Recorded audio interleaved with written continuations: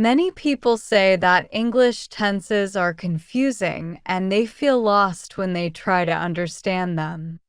Before we look at why tenses are hard, we should think about how understanding is built in the mind. Understanding grows when we do the work of thinking. The brain compares, it breaks things into parts, it connects pieces, and it puts them back together. The more we run a topic through these thinking steps, the deeper our understanding becomes. Now let us stop on analysis, because analysis is one of the most powerful tools the brain has. Imagine a car that you do not understand. At first, you see the car as one whole object and it looks complicated. But if you take the car apart and lay the parts on the table, your understanding will grow. The same happens when we analyze English sentences or English tenses. If we can break a sentence into pieces and understand what each verb form does and why it appears in that form, the whole system of tenses becomes clearer. When we talk about analysis for tenses, we need to decide what to analyze. We can analyze the construction of sentences, and we can also analyze the meaning they carry.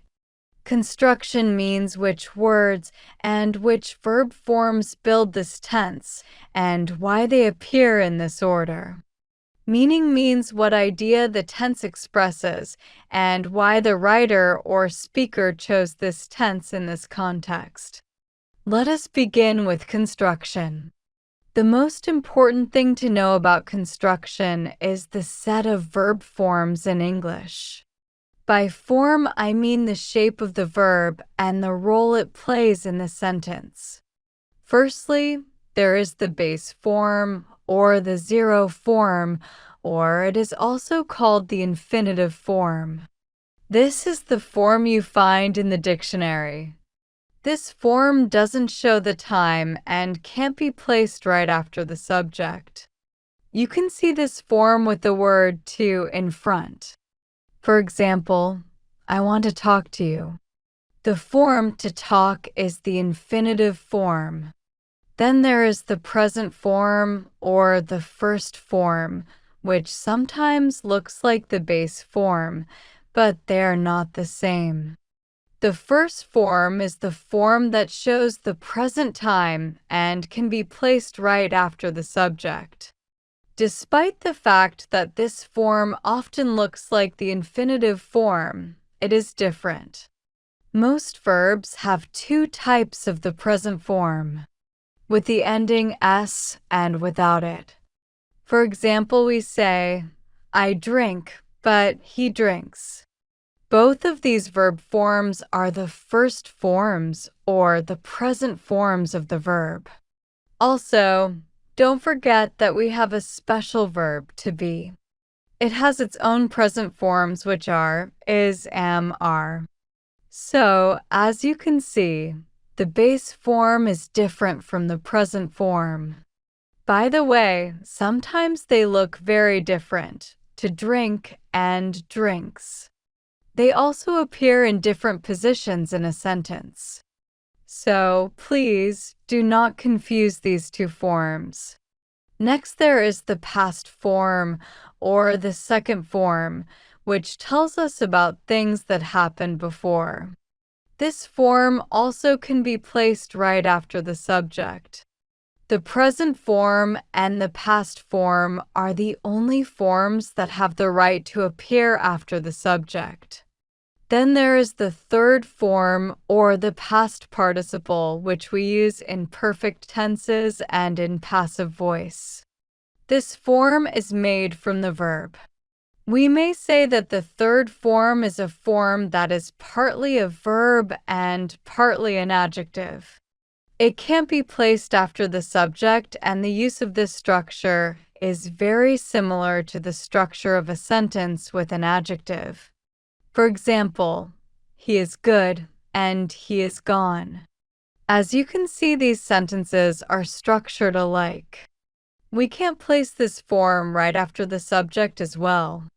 There is also the fourth form, or the ing form, or the present participle, which we use in continuous tenses, and which is half verb and half adjective also.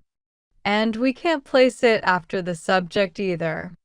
Finally, there is the gerund, which looks like the ing form, but works more like a noun. It also can't be placed after the subject in a sentence, but it can be a subject itself. For example, swimming is good. Swimming is the gerund and it is the subject in this sentence. So, what do we have to know about the verb forms? We have to know that there are only two forms that are allowed to be placed after the subject. They're the first form, or the present form, and the second form, or the past form. All the other forms like the infinitive, past participle, present participle, and the gerund can't appear after the subject. When you know these forms, you can analyze a sentence and say which word is where. In the sentence, "She does not like you," you can see that the verb does is in the present form and that the verb like is in the base form without to.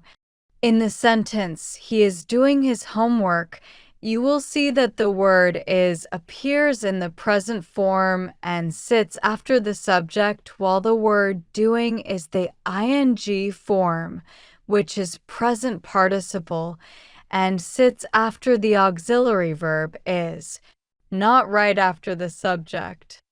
When you name every verb form and look at the place it takes in the sentence, you understand much better how the sentences are structured. Of course, besides verb forms, it also makes sense to analyze word order in a sentence. This lets us take the sentence apart and see how an affirmative sentence is built, how a question is built, and so on.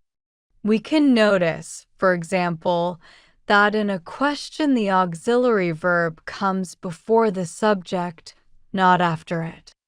But apart from analyzing structure, we also analyze meaning. In other words, what meaning this specific tense carries. To analyze meaning, I suggest using something called analytical reading. When you read normally, you focus on the words and on the overall meaning of the text. But when you read analytically, your goal is different. You do not pay much attention to the meaning of the sentence. You may not even understand every word. That's fine. Your task is simply to analyze the tenses that are used. You want to understand why this particular tense appears here and what meaning it expresses. What made the writer choose exactly this tense? I can assure you that if you take even one chapter of a book and read it analytically, sentence by sentence, asking yourself why each sentence is written in this tense and what meaning pushed the writer to choose it, your understanding of tense meanings will grow dramatically.